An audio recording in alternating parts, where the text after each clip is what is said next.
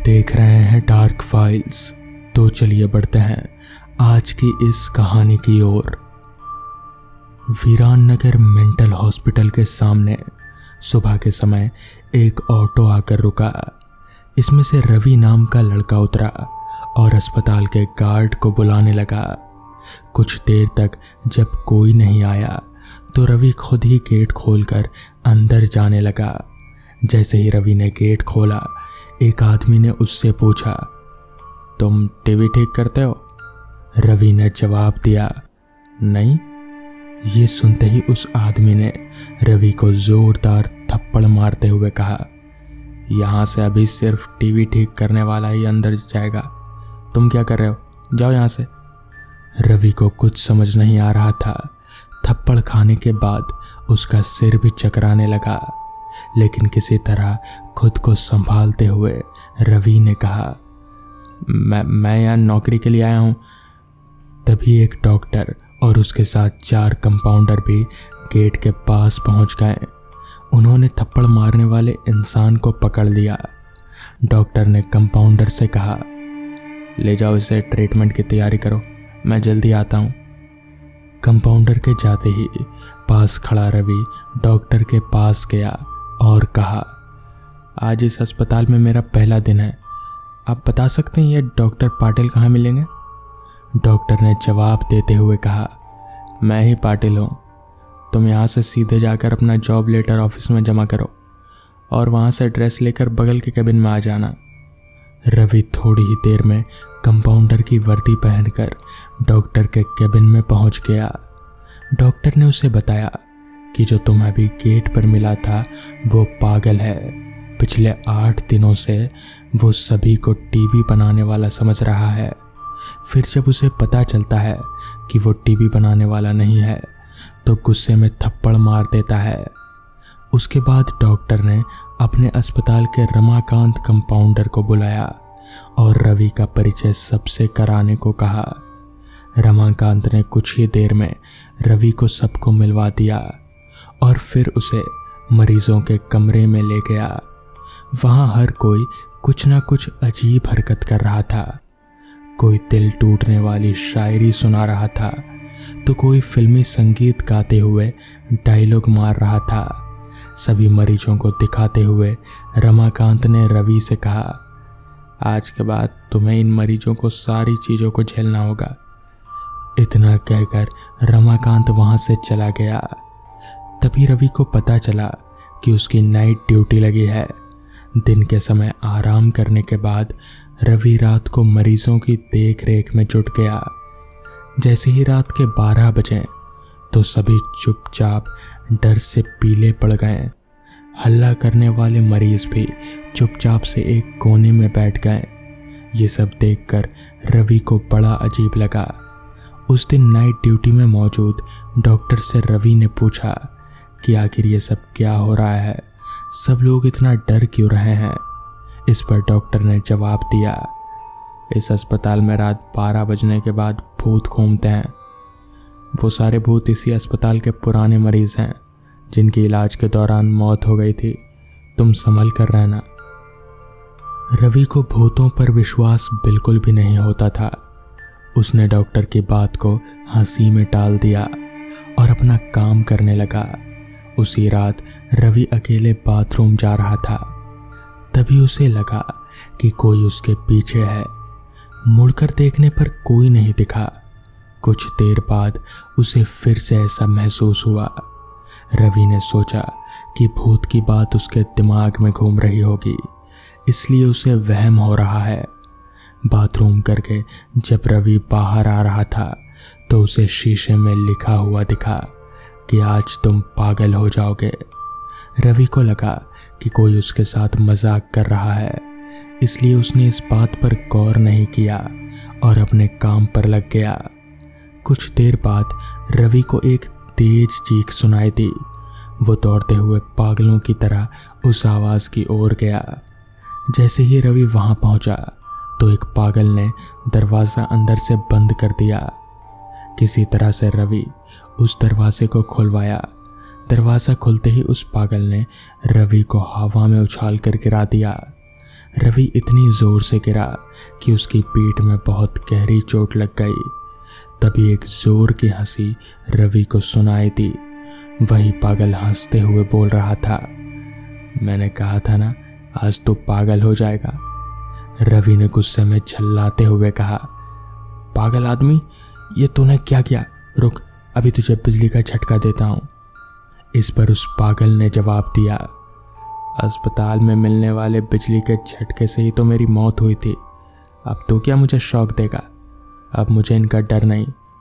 इतना कहते ही उस पागल भूत ने रवि को एक हाथ से पकड़ा और दूसरा हाथ स्विच बोर्ड में डाल दिया। इस तरह से रवि को बिजली का इतना तेज झटका दिया कि उसकी चीखों से पूरा अस्पताल गूंज उठा। रवि की आवाज़ सुनकर अस्पताल में मौजूद नाइट स्टाफ दौड़ते हुए उस कमरे की तरफ आए। सबको वहां रवि बेहोशी की हालत में मिला। तुरंत रवि को मरीजों के बेड पर लेटाया गया। उस दिन से रवि की दिमागी हालत खराब है। अब रवि अपने आप को उस अस्पताल का डॉक्टर समझता है। अपनी पागल स्थिति में डॉक्टर बनने के वहम के चलते रवि ने ब्लेड से अब तक कई लोगों के पेट काट दिए हैं। हर रात उस भूतिया अस्पताल में से रवि की तरह ही चीखनों की आवाज़ें आती हैं और किसी न किसी को वो भूत रवि की तरह पटक देता है।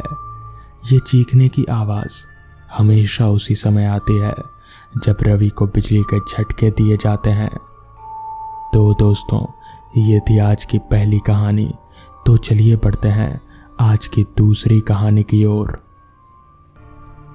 बस स्टॉप पर बैठे हुए मुझे करीब 2 घंटे बीत चुके थे, मगर अभी तक शहर जाने वाली एक भी बस वहां से पार नहीं हुई थी।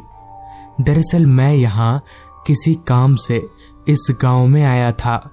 हालांकि काम तो पूरा नहीं हुआ, मगर इस गांव में रुकने के लिए कोई होटल भी नहीं है, तो इसलिए मुझे शहर जाना पड़ रहा है। हालांकि कल फिर मुझे यहाँ आना ही पड़ेगा।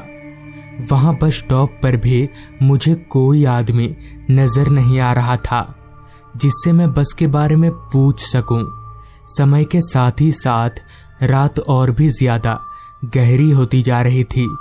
इसी दौरान जब मैंने हाथ घड़ी में वक्त देखा तो वक्त हो रहा था रात के 8:45 बजे का। इस वक्त अगर गांव का ये हाल है तो 10-11 बजे क्या होता होगा। अभी मैं इन ख्यालों में गुम ही था कि तभी ठीक मेरे बगल में कोई आकर बैठा। मैंने जब नजर घुमाकर उस तरफ देखा तो पाया कि एक बूढ़ा सा आदमी है।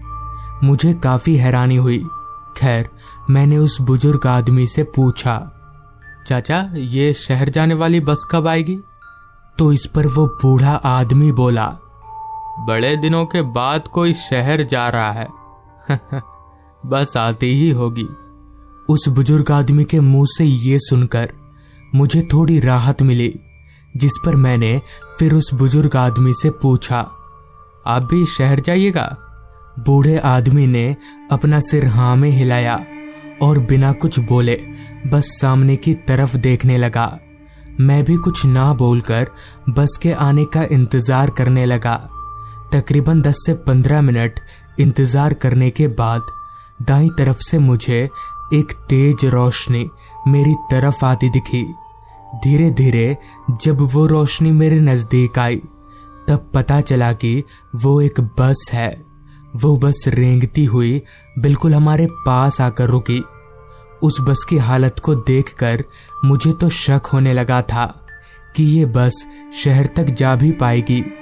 अभी मैं उस बस की खस्ता हालत को देख ही रहा था।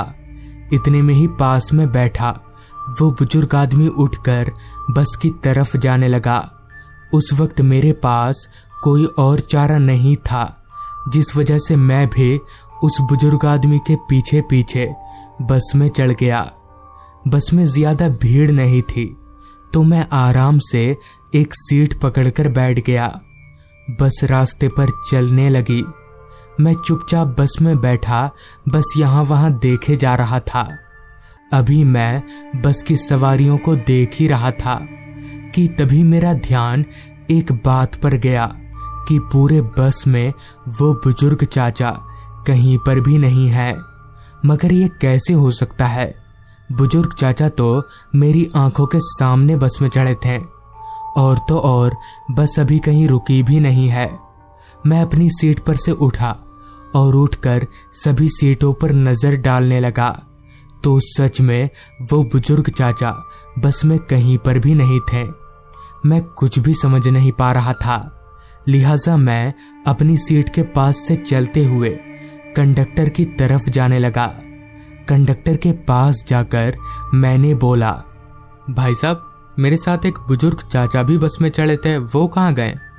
तो इस पर कंडक्टर बोला, नहीं तो आपके साथ तो बस में कोई नहीं चढ़ा था, किसकी बात कर रहे हैं आप?